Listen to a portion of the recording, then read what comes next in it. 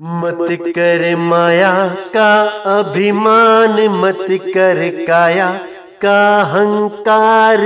काया कांच से कांची, काया तेरी कांच से कांची। मत कर माया का अहंकार, मत कर काया का अभिमान। काया गार से कांची, काया तेरी गार से कांची। काया गार से कांची रे, जैसे ओसरा मोती। झोंका पवन का लग जाए, झपका पवन का लग जाए। काया धूल हो जासी, काया तेरी धूल हो जासी। काया धूल हो जासी रे, जैसे ओसरा मोती। नमस्कार मेरे प्यारे भाइयों, मेरे परमात्मा के प्यारे जीव हंसों। मैं परमपिता परमात्मा से यही अरदास करता हूं कि आप सब मेरे भाइयों का विवेक पहले से ज्यादा और ज्यादा और ज्यादा से ज्यादा बढ़ता ही जाए, और ऐसी कोई दुविधा ना रहे जो मेरे भाइयों के मन में 1% भी भ्रम पैदा कर पाए। हर चीज ऐसी क्लियर होती चली जाए कि सारे भ्रम भूत आपके दिमाग से बाहर निकल जाए। हर चीज क्रिस्टल क्लियर होती चली जाए, सत्य का मार्ग साफ दिखाई देने लग जाए। मैं बस यही अरदास करता हूं बंदी छोड़ से। तो मेरे भाइयों, बहुत बहुत बहुत ज्यादा खुशी होती है जब आप लोगों के फोन आते हैं और आप बताते हो कि अब सारे भ्रम दूर हो चुके हैं, परमपिता परमात्मा को पाने का रास्ता बिल्कुल क्लियर दिखाई दे रहा है। मैं बहुत खुश होता हूं, कोई सीमा नहीं रहती। तब जाके लगता है कि मेरा ये सत्संग करना सफल हो गया है, क्योंकि नितिन दास यहां पर केवल सत्य बताने आया है, केवल मूल ज्ञान समझाने आया है। और भी बहुत से गुरु हैं यहाँ पे जो बहुत सा ज्ञान समझा रहे हैं, लेकिन वो लो लेवल ज्ञान है, वो दुनियावी ज्ञान है, वो पवित्र ज्ञान है। उससे मुक्ति नहीं हो सकती। मुक्ति प्राप्त करने का ज्ञान केवल और केवल मूल ज्ञान है। अगर मूल ज्ञान को छोड़ के आपने कोई भी 52 अक्षरी ज्ञान समझ भी लिया, याद भी कर लिया, सब कुछ कर लिया, फिर भी आप मुक्त नहीं हो सकते। हजारों दोहे याद कर लिए कबीर साहब के, गुरु ग्रंथ साहब से हजारों वाणियां याद करके बैठ गए, फिर भी आपकी मुक्ति नहीं हो सकती, क्योंकि वाणियां पढ़ने से मुक्ति नहीं मिलती। वाणी पर विचार करो, उस रास्ते को अपनाओ जिस रास्ते को अपनाने के लिए सारी वाणियां चीख चीख के समझा रही हैं, लेकिन अज्ञान होने के कारण हम समझ नहीं पा रहे। इसीलिए जीवन में गुरु का बहुत बड़ा रोल होता है, क्योंकि गुरु उन भेदों को खोल देता है जिन भेदों को युगों युगों से ये इंसान समझने की कोशिश कर रहा है, लेकिन समझ नहीं पा रहा, क्योंकि उसकी विवेक शक्ति वहां तक नहीं पहुंच पा रही है जहां तक उसे पहुंचना है। इसीलिए उसे एक देहधारी गुरु की जरूरत पड़ती है। वो देहधारी गुरु ही उस विदेह गुरु का भेद बताता है, उस परमपिता परमात्मा का भेद बताता है। नहीं तो युगों युगों से परमात्मा तुम्हारे साथ है, तुम्हारे अंग संग है, लेकिन फिर भी उसका कोई लाभ नहीं मिल पा रहा है। आज भी 184 में भटक रहे हो, क्यों? क्योंकि तुमने भेदी गुरु धारण नहीं किया, भेदी देही गुरु धारण नहीं किया। अब कई लोग समझते हैं कि देही गुरु करने की क्या जरूरत है। अरे मेरे भाई, देही गुरु अपने स्वरूप को जानता है। वो दिखने में देही है, लेकिन वो अपने आप को जानता है। वो अपने आप को जानता है तो तुम्हें तुम्हारा भी लिखाव करा देगा, तुम्हें तुम्हारा स्वरूप भी बता देगा, क्योंकि वो अपने स्वरूप को जानता है। जो अपने स्वरूप को भी नहीं जानता वो तुम्हें उस देह की शरण में लगा देगा, जिससे तुम्हारा सारा ध्यान देह में अटक जाएगा। जो अपने स्वरूप को नहीं जानता वो अपने आप को देही मानेगा और तुम्हें भी यही ज्ञान देगा कि बेटा अंत समय में मैं ही आऊंगा लेने। किस रूप में? देह स्वरूप में। यही काल का जाल है मेरे भाइयों, यही काल का जाल है। असल में गुरु का स्वरूप विदेह होता है, आत्मदेव होता है, ना कि शरीर होता है। जो तुम गुरुओं के शरीरों की फोटो लगा लगा के धूप अगरबत्तियां कर रहे हो, घी के दिए जला रहे हो, अरे ये कपड़े हैं, ये कपड़े हैं उस आत्मदेव के। तुम भी आत्मा हो, गुरु भी आत्मा है। तुम्हारा शरीर भी कपड़े हैं और गुरु का शरीर भी कपड़ा है। अरे तुम कपड़ा नहीं हो, तुम आत्मदेव हो। और अगर आत्मदेव कपड़ों की पूजा करने लग जाए तो क्या बनेगा उसका? तो मेरे भाइयों विचार करो, विवेक लगाओ, इन शरीरों से ऊपर उठो। किसी की पूजा नहीं करनी है, किसी का कैलेंडर नहीं पूजना है, किसी की मूर्ति नहीं पूजनी है। अगर पूजना है तो जीवित गुरु को पूजो। जो जीवित गुरु तुम्हें ज्ञान समझा रहा है, जो तुम्हें इस खाई से बाहर निकालने के लिए रस्सी खींच रहा है, उसकी पूजा करो। वो तुम्हें ऐसे वरदान देगा कि तुम्हारा जन्म मरण खत्म हो जाएगा। और वरदान में क्या देगा? दाना सिरदान, नामदान। यही नामदान ही सबसे बड़ा वरदान होता है। बहुत से लोगों ने भक्तियां करी, राक्षसों ने भक्तियां करी और क्या मांगा? 3 लोक का राज मांगा। मन की इच्छाएं पूरी करने के लिए वरदान मांगे।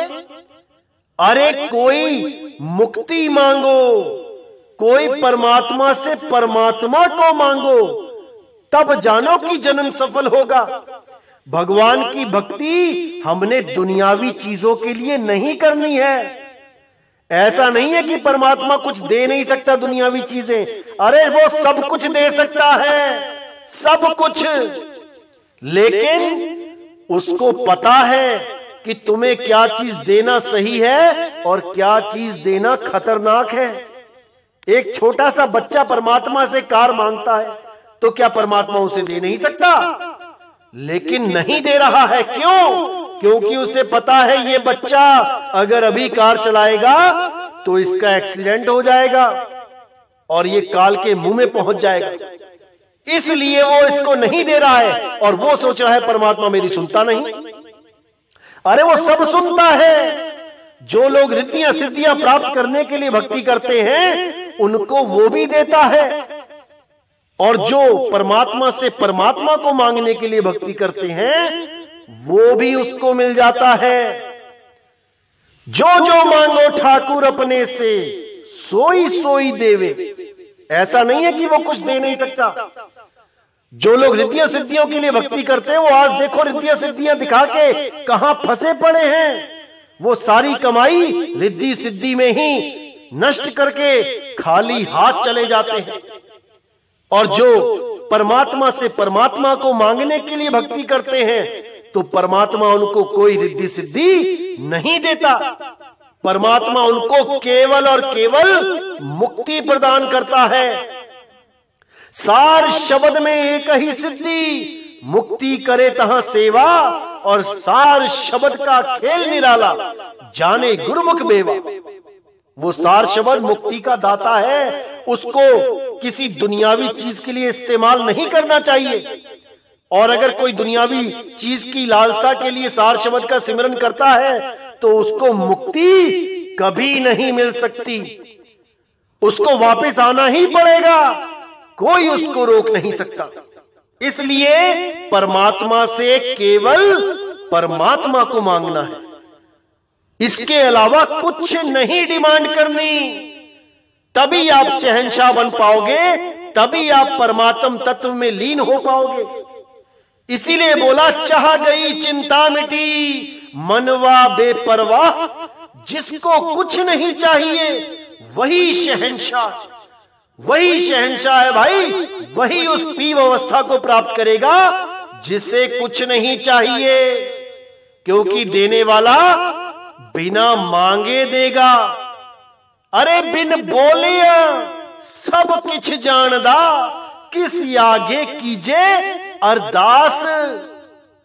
आज बड़ी बड़ी अरदासें लगाई जाती हैं, 11,000 की अरदास, 21,000 की अरदास, 51,000 की अरदास, लाख रुपए की अरदास। अरे किसको सुनाना चाहते हो?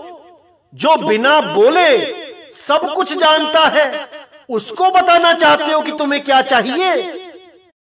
किस अज्ञानता में जी रहे हो मेरे भाई, किस अज्ञानता में जी रहे हो? अरे चींटी के पग नेवर बाजे तो भी साहिब सुनता है।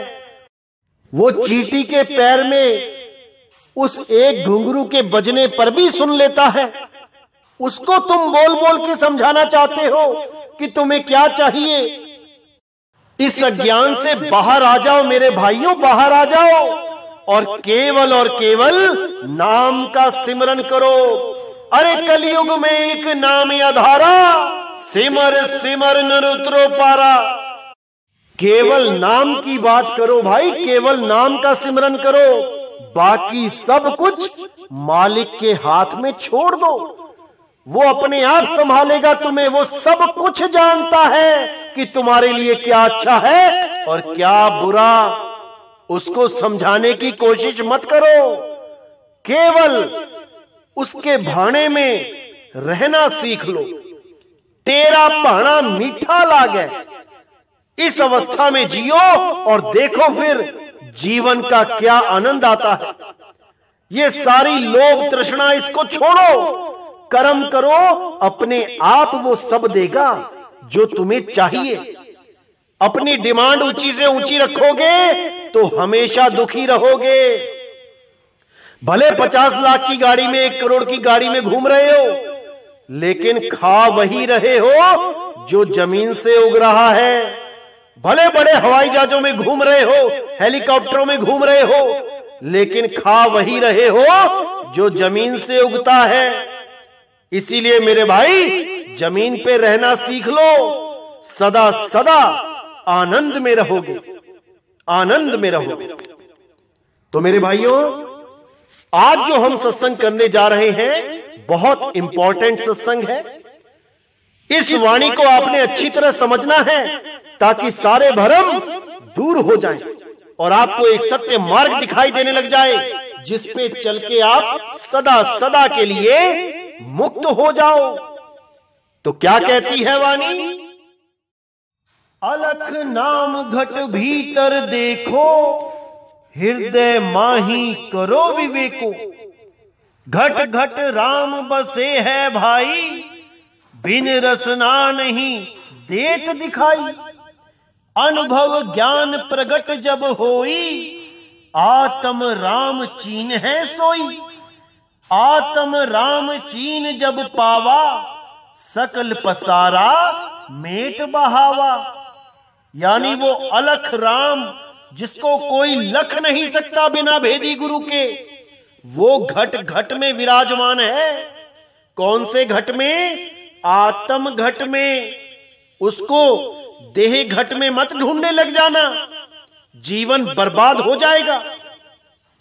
फिर कहते हैं हृदय माही करो विवेको। उसको आत्म दृष्टि से चीनो, सूरत के द्वारा चीन्हो, वो इन आंखों से नहीं दिखने वाला। घट घट राम बसे है भाई, बिना ज्ञान नहीं देत दिखाई। घट घट में रमता राम बसा हुआ है, लेकिन बिना ज्ञान चक्षु के वो दिखाई नहीं दे सकता, क्योंकि राम कोई एक नहीं है कि एक राम को चीनना है। अरे भाई 4 राम है, 4 राम। और वो चारों राम आपको कैसे पता लगे कि कौन सा राम किस स्वरूप का है? जब तक ये नहीं पता लगे तो आप चौथे को कैसे चीन पाओगे? जब आपको तीन राम का ही नहीं पता कि वो तीन राम का स्वरूप कैसा है, तो चौथे राम को कैसे चीन पाओगे? कहने को तो सारे ही गुरु ये दोहा बोल देते हैं कि एक राम दशरथ का बेटा, एक राम घट घट में बैठा, एक राम का सगल पसारा, एक राम तीनों से न्यारा। बोलने को तो सारे ही संत अपनी अपनी वाणियों में ये बोल देते हैं कि चार राम है, अपने ग्रंथों में छाप भी देते हैं। अरे इनसे पूछो भी तो सही, इन चारों राम का स्वरूप क्या है? कैसे पता लगेगा कि मैं किस राम की पूजा कर रहा हूं? उन चारों रामों को अलग से जाना है कभी क्या? कि पहले राम का स्वरूप क्या है, दूसरे राम का स्वरूप क्या है? कैसे पता लगे कि हमें गुरुजी ने दूसरे से नहीं चौथे से जोड़ा है, हमें गुरुजी ने तीसरे राम से नहीं चौथे से जोड़ा है? केवल बातों से ही थोड़ी नहीं पता लग जाएगा, उसको प्रत्यक्ष अनुभव करवाए तब समझ में आए कि वो चार राम क्या हैं। जब तक हमें चार राम का भेद ही नहीं पता है, हम चौथे राम तक पहुंचेंगे कैसे? कुछ संत तो मैंने ऐसे भी देखे जो कहते हैं नहीं नहीं, चार राम नहीं है, वो एक ही राम है।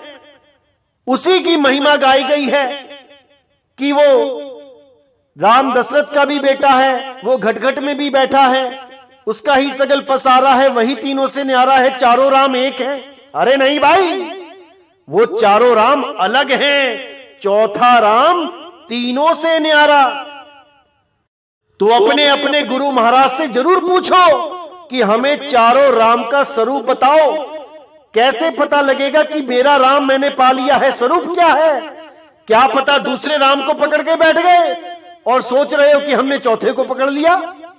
इन चारों रामों का स्वरूप क्या है, इसको जरूर जानना मेरे भाइयों, अगर सच में मुक्ति चाहिए। नहीं तो ये दोहे बोलने वाले बहुत मिलेंगे, हजारों मिलेंगे, कबीर पंथी लाखों मिलेंगे, जो कबीर साहब के दोहों को तो बोलते हैं लेकिन उनका भेद नहीं जानते। नीचे की वाणियां समझा समझा के उसी को सार बता देते हैं। उन्हीं नीचे की वाणियों को मूल बता के तुम्हें कभी सोहंग जपवा देते हैं, कभी ओम सोहंग जपवा देते हैं, कभी ओम सोहम सत्य कबीर और कभी सत्य सोहंग जपवा देते हैं। यही हाल है इन लोगों का। लेकिन जब तुम इन लोगों से प्रश्न करोगे तो ये तुम्हें दूर करने की कोशिश करेंगे। संगत को भी बोल देंगे कि इसकी शक्ल मत देखना, ये गुरुद्रोही हो गया है, इसके पास मत जाना, ये तुम्हें बर्बाद कर देगा, ये भ्रमित हो गया है। ऐसी ऐसी बातें करने लग जाएंगे केवल एक सवाल पूछने मात्र से। ऐसे गुरुओं को पहचान लो मेरे भाइयों, इनके हाथ पल्ले कुछ नहीं है और ये तुम्हें भी खाली हाथ ही विदा करवा देंगे। कुछ हाथ पल्ले नहीं रह जाएगा मेरे भाइयों, कुछ हाथ पल्ले नहीं रह जाएगा। ये आखिरी मौका है, इस मौके को नहीं चूकना है। ये जन्म बार बार नहीं मिलता, अच्छी तरह समझ लो मेरे भाइयों इसको। अरे 1,84 भटक के पौ पे अटका आए, अब की पासा ना पड़ा तो फिर 84 जाए। ये तो जुआ है मेरे भाइयों, बार बार नहीं जीत पाओगे। 1000 बार लाख बार में कभी एक बार जीत लिए तो दांव लग जाएगा।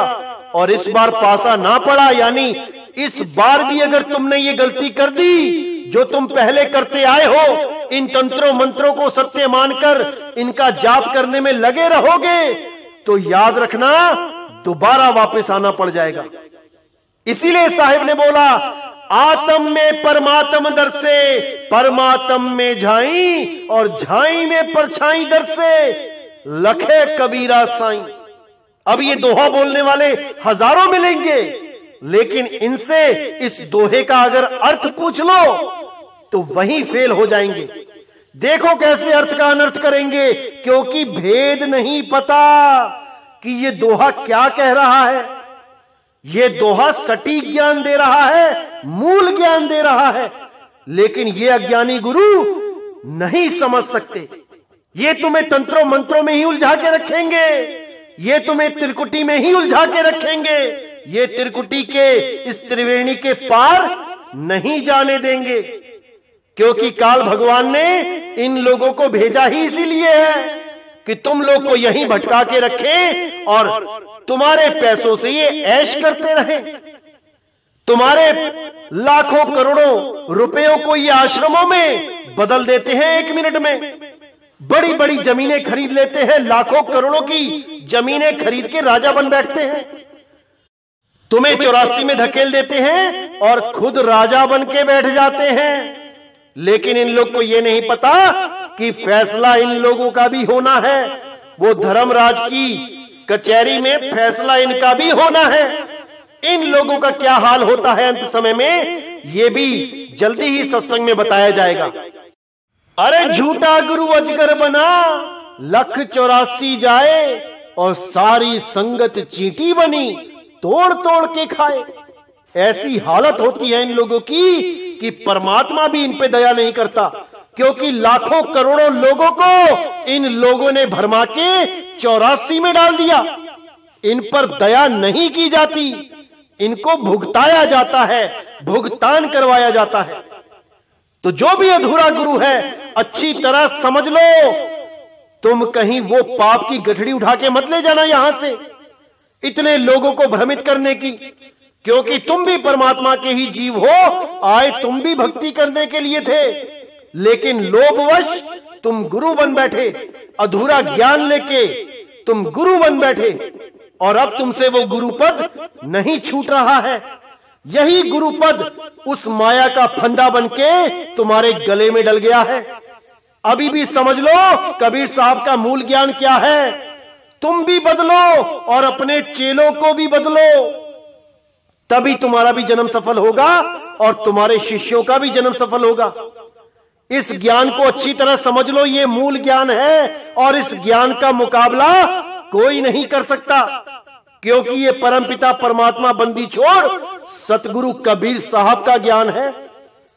जितनी जल्दी से जल्दी हो सके इस ज्ञान के आगे सरेंडर करो और हम सब मिलकर एक ऐसा समाज तैयार करें जहां पर केवल मूल ज्ञान की बात हो, जहां पर केवल सतनाम की बात हो, जहां पर केवल एक परमात्मा की बात हो।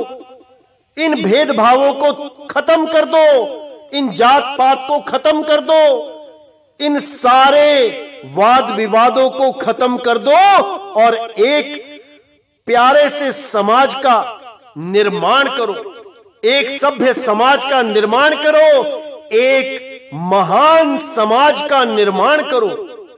तभी मेरे भाइयों इस कलयुग में जीने का फायदा होगा। नहीं तो इस कलयुग में ऐसे ही पाप बढ़ते जाएंगे। लोग 52 अक्षरों के नाम पे, जात पात के नाम पे, धर्मों के नाम पे मरते जाएंगे, एक दूसरे को काटते जाएंगे, कुछ हाथ पल्ले नहीं रह जाएगा। ये सारी जात पात, ये सारे धर्म केवल 52 अक्षरों पे टिके हुए हैं। तुम 52 अक्षरों को खत्म कर दो। अब बताओ कि तुम्हारी क्या जात है, तुम्हारा क्या नाम है, तुम्हारे देश का क्या नाम है। सब खत्म हो जाता है 52 अक्षरों पे। इसीलिए मेरे भाई 52 अक्षरों से निकलो और उस आदि अक्षर का, उस आदि नाम का गुणगान करो, परमात्मा के नाम के साथ जुड़ो। वही सत्य नाम है, बाकी सब असत्य नाम है, झूठे नाम है, कृत्रिम नाम है। कृत्रिम नाम कथे तेरे जिहिबा, सत्य नाम तेरा परापुर बला। क्या है वो सत्य नाम? उस सत्य नाम को जानो, वो घट घट में रमा हुआ है। कौन से घट में? आत्म घट में। आत्म में राम, राम में आत्म। समझ जाओ मेरे भाइयों, इसको समझ जाओ। तो आगे कहते हैं, अनुभव ज्ञान प्रगट जब होई, आत्म राम चीन है सोई। आत्म राम चीन जब पावा, सकल पसारा मेट बहावा। अब यहां पर बहुत ही ज्यादा सूक्ष्म भेद है, अच्छी तरह समझना है। तो क्या बोल रहे हैं साहिब कि अनुभव ज्ञान प्रगट जब होई, यानी सबसे पहले अनुभव ज्ञान प्रकट होगा। कब होगा? जब तुम सार शब्द का सिमरन करोगे, तब सबसे पहले अनुभव ज्ञान प्रकट होगा। और उस अनुभव ज्ञान प्रकट होने के बाद क्या होगा? आत्म राम चीन है सोई। यानी पहले अनुभव ज्ञान होगा, पहले तुम्हें उस शब्द का अनुभव होगा, उसके बाद उसको अनुभव करके तुम समझ पाओगे कि आखिर आत्म राम चीज क्या है। क्योंकि बिना अनुभव करे अगर कोई ये बात बोलता है कि मुझे पता है सार शब्द कैसा होता है, यानी कि एक आवाज निकाल देगा मुंह से आ, और कहेगा ऐसा होता है सार शब्द, मैंने तो चीन लिया और तुम चीन नहीं पाए, यानी कि तुम्हें नहीं पता है कि वो कैसा होता है, तुम्हें अनुभव नहीं हो पाएगा। अरे कैसी बातें करते हैं लोग, मैं तो हैरान हूं। जबकि साहिब क्या कहते हैं? अच्छी तरह विचार करो। कहते द्वार न पावे शब्द का, फिर भटका खाए। पहले शब्द के द्वार को चीनो, उस पर विचार करो कि यही दरवाजा है कि नहीं, उसके बाद अपनी सूरत को लिप्त करो, तब वहां पर तुम्हें अनुभव जो होगा, तब तुम जान पाओगे कि वो आत्म राम क्या है, कैसा है।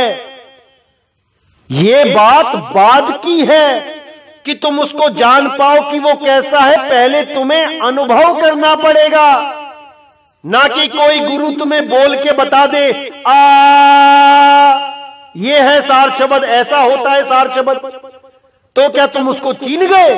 कभी नहीं चीन पाए, कभी नहीं चीन पाए।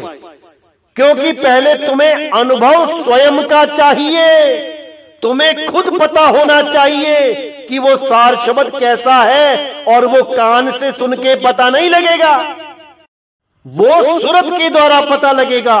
जब तुम सार शब्द में आठों पहर अपनी सूरत को रमाओगे, जहां पे सार शब्द का लखाव किया गया है वहां पे सूरत को टिकाओगे, तब जाके तुम्हें अनुभूति होगी, और वो अनुभूति होने के बाद तुम चीन पाओगे कि आत्म राम का स्वरूप क्या है। ना कि मुंह से आवाजें निकाल निकाल के बताते फिरोगे कि ऐसा होता है आत्म राम। ये संकेत मात्र है मेरे भाई, और वो भी संकेत केवल वही लोग पकड़ सकते हैं जिनके कान सही हैं, जिनके कान के पर्दे ठीक नहीं हैं, जो बहरे हैं वो इस संकेत को भी नहीं पकड़ पाएंगे। तो अगर वो संकेत को नहीं पकड़ पाए तो क्या उनको आत्म राम की प्राप्ति नहीं होगी? किस गलत फहमी में जी रहे हो मेरे भाइयों? अभी भी समय है, सुधर जाओ, संभल जाओ। ये जो पुरानी रीत चली आ रही है इसको खत्म करो, विवेक बढ़ाओ। ये रीत अविवेकी लोगों की है, ना कि विवेकशील लोगों की। इस पुरानी रीत को खत्म करो। जब बाकी रीतों को हम खत्म करवा रहे हैं तो इस रीत को भी खत्म करके केवल अनुभव ज्ञान को श्रेष्ठ बताना चाहिए, ना कि मुंह से आवाजें निकाल के सार शब्द का लखाव करा रहे हैं जो लोग, वो सही है नहीं। सार शब्द का लखाव केवल सूरत के द्वारा होता है, उसका अनुभव केवल सूरत के द्वारा होता है। सूरत से देख ले वह देश, सूरत से देख ले वह देश, देखत देखत दीखन लागे, मिट जाए सकल अंदेश। अब कोई कहे कि कबीर साहब कह रहे हैं कि सूरत से देख ले वह देश, वो देश गुरु पहले ही दिखा देता है, जो तुम बाद में देखोगे वो पहले ही बता देगा वो कैसा है, बता के दिखाए। अरे जो मुख होए जीव 10 लाखा, तो कोई आए महंतो भाखा। इस मुख में 10 लाख जीवे हो तब भी उसका वर्णन नहीं कर सकता कोई, और ये लोग एक मुख में एक जीव लेके उस परमात्मा का सार शब्द की नकल करके बता रहे हैं। हैरानी होती है मुझे। अरे वो अकह नाम है, वो कहा नहीं जा सकता, वो बोला नहीं जा सकता, वो लिखा नहीं जा सकता। पता नहीं कब समझ में आएगा, इतने सत्संग करने के बाद भी नहीं समझ पाते लोग। हैरानी होती है मुझे। ऐसे ही लोग जो मुंह से बोल बोल के बताते हैं कि वो आत्म राम कैसा होता है, वो हरि कैसा होता है। उसके लिए गुरु ग्रंथ साहब में बोला गया है, काई रे बकवाद लाइया, जिन हरि पाइया तिन ही छुपाइया। कि तुम क्या बकवाद कर रहे हो परमात्मा के नाम पे। जो परमात्मा को पा लेता है वो बता नहीं सकता कि वो कैसा है, वो केवल अनुभव के द्वारा ही पता लगता है सामने वाले को। तुमने कोई ऐसी चीज खा ली जिसका तुम्हें स्वाद ही नहीं पता लग रहा है कि वो कैसा है। जैसे कई प्रकार के स्वाद होते हैं, मीठा, खट्टा, चटपटा, किरकिरा, बकबका। अब बकबका स्वाद क्या होता है जिसने कभी वो चीज खाई ही नहीं, वो कैसे जानेगा कि बकबका स्वाद क्या होता है। भले तुम मुंह से 100 बार कह दो कि इसका स्वाद बकबका है, बकबका है, लेकिन वो कल्पना भी नहीं कर पाएगा कि बकबका स्वाद होता कैसा है जब तक वो उस वस्तु को स्वयं चख ना ले। इसीलिए बोला गया है, काई रे बकवाद लाइया, और जिन ही पाइया तिन ही छुपाइया। जो वस्तु अनुभव का विषय है उसके बारे में मुंह से बता बता के ये सब ज्ञान देना बकवाद है। गुरु ग्रंथ साहब में साफ लिखा है कि जो हरि को प्राप्त कर लेता है वो बोल के तो बता ही नहीं सकता कि वो क्या है हरि, क्योंकि हरि कोई देखने वाली चीज नहीं है कि तुमने उसको देख के वर्णन कर दिया। वो एक अनुभव है। तुम अपना अनुभव किसी को कैसे बता सकते हो जब तक उसने उस अनुभव को प्राप्त नहीं किया। कभी प्राप्त नहीं हो सकता उसको वो अनुभव कल्पनाओं के द्वारा। तुम एक कल्पना में जोड़ देते हो उसे, और वो कल्पनाओं में जीता जीता जीता अपना सत्यानाश कर लेता है। जबकि सतगुरु कभी कल्पनाओं से नहीं जोड़ता कि वो सार शब्द ऐसा होगा वैसा होगा। सतगुरु तो कहता है जो मैंने किया है वो तुम भी करो, जो मैंने प्राप्त किया है वो तुम भी प्राप्त करो। इसीलिए बोला गया यहां पे, अनुभव ज्ञान प्रगट जब होई, आत्म राम चीन है सोई। यानी जब तक अनुभव ज्ञान प्रकट नहीं होगा आत्म राम को कोई नहीं चीन पाएगा। ये आत्म राम कोई कान से सुनने का विषय नहीं है कि गुरु ने कुछ बोल के बता दिया और तुम चीन गए। ये अनुभव ज्ञान है मेरे भाई, अनुभव ज्ञान। तो कहते हैं, अनुभव ज्ञान प्रगट जब होई, आत्म राम चीन है सोई। आत्म राम चीन जब पावा, सकल पसारा मेट बहावा। यानी तीसरे राम का जो सारा पसारा था उसको तुम मेट दोगे और चौथे राम के पास पहुंच जाओगे। इसको अच्छी तरह समझ लो। एक राम का सगल पसारा, वो राम का पसारा मेट दिया जाएगा, उसके बाद चौथे राम तक पहुंचा जाएगा, तब मुक्ति होगी, नहीं तो नहीं होगी। इसीलिए बोला, ये नयन से देखो भाई जब तुमको यह राम दिखाई। यानी उस सूरत के द्वारा, ये नयन से देखो भाई, उस सूरत की आंखों से देखो। जब तुमको वह राम दिखाई तब तुमको वह राम दिखाई देने लगेगा। सब घट व्यापक सबसे न्यारा, सोई राम है जीव मंजारा। यानी वो सब घटों में व्यापक भी है और सब घटों से न्यारा भी है। यानी वो आत्म घट में विराजमान है, वो तन घट से न्यारा है। सोई राम है जीव मंझारा, वही राम इस जीव का कल्याण करने का कारण है। कारण करता करीम, अकह नाम कहा नहीं जाई, घट घट व्याप निरंतर आई। वो अकह नाम कहा नहीं जा सकता, उसको कोई बोल के लखाव नहीं करा सकता। और अगर कोई सोचे कि मैं बोल के आत्म राम का लखाव करा दूंगा तो वो अज्ञान में ही जी रहे हैं। आत्म राम का लखाव सूरत के द्वारा होता है, अनुभव के द्वारा होता है। ये बातों का विषय नहीं है। महान संतों ने कितने कितने समय तक भक्ति करी, सत भक्ति करी, तब जाके वो आत्म राम को चीन पाए। यहां पर तो कहते हैं कि अभी नाम लो, गुरु की चमचागिरी करो, अभी आत्म राम चीन लोगे, अभी सार शब्द चीन लोगे वो कैसा होता है। और क्या बताते हैं कि तुम किसी गली में जाते हो तो तुम्हें मकान नंबर पता होना चाहिए, तभी तुम उस घर में जा पाओगे। तुम्हें मकान नंबर नहीं पता, तुम्हें उस मकान में रहने वाले का स्वरूप नहीं पता, तो तुम कैसे वहां पहुंचोगे? अरे मेरे भाई, परमात्मा किसी गली में नहीं रहता। परमात्मा का अपना देश है, परमात्मा का अपना लोक है कि तुम गलियों में ढूंढोगे वहां परमात्मा का मकान नंबर क्या है। ऐसा मूर्ख बना रखा है इन लोगों ने कि क्या बताएं। साहिब कहते हैं, सूरत से देख ले वह देश। देश बोला है, मकान नंबर नहीं बोला है कि तुम शहर में जाके भटकोगे कि मकान नंबर क्या है। सुधर जाओ, सुधर जाओ, सुधर जाओ। सत्य ज्ञान को समझो और सत्य ज्ञान पे अटल हो जाओ। ऐसे अधूरे ज्ञान को पकड़ोगे तो ऐसे ही गलियों में भटकोगे। परमात्मा के घर तो कोई गली है नहीं, इसी तीन लोक की गलियों में भटकोगे मकान नंबर ढूंढते हुए एक दूसरे का। अभी समय है, संभल जाओ। सत्य ज्ञान को प्राप्त करो और अनुभव ज्ञान को प्राप्त करो। इस फालतू की बकवास से कुछ नहीं मिलने वाला। जब साहिब ने बोल ही दिया है कि अके नाम वह कहा ना जाई, वो कहा नहीं जा सकता, वो बोला नहीं जा सकता, वो लिखा पढ़ा नहीं जा सकता। पता नहीं क्यों समझ में नहीं आता लोगों के। 99% ये काल के दूत आपको इसी में भ्रमित कर देंगे कि वो परमात्मा का नाम बोलने में आ सकता है, लिखने में आ सकता है, वो लिखा हुआ है किताबों में, ऐसा बोल के भ्रमित कर देंगे। तो मेरे भाइयों, आपने बिल्कुल भ्रमित नहीं होना है, बिल्कुल भी नहीं होना है, क्योंकि आखिरी जन्म मिला है इंसान का।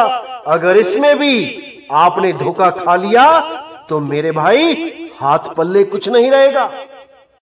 इसीलिए बार बार कहता हूं कि अपने विवेक को जगा लो, ताकि कोई भी आपको ठग ना पाए, आपको मूर्ख ना बना पाए। तो मेरे भाइयों, पूरी चेतना में रहना है, पूरा जागृत रहना है। ये आपके जन्म मरण का सवाल है, ये 1,84 में जाने का सवाल है, ये परमपिता परमात्मा को पाने का सवाल है। तो आपने बिल्कुल धोखा नहीं खाना है, हमेशा विवेकी होके रहना है। तो आज का सत्संग मैं यही समाप्त करता हूं और अगला सत्संग बहुत जल्दी आएगा। तब तक के लिए मुझे विदा करें। बोलिए सतगुरु बंदी छोड़ सतगुरु सत्य कबीर साहिब की सदा ही जय हो, सदा ही जय हो मेरे मालिक की साहिब बंदगी सत न। तो आगे कहते हैं, अनुभव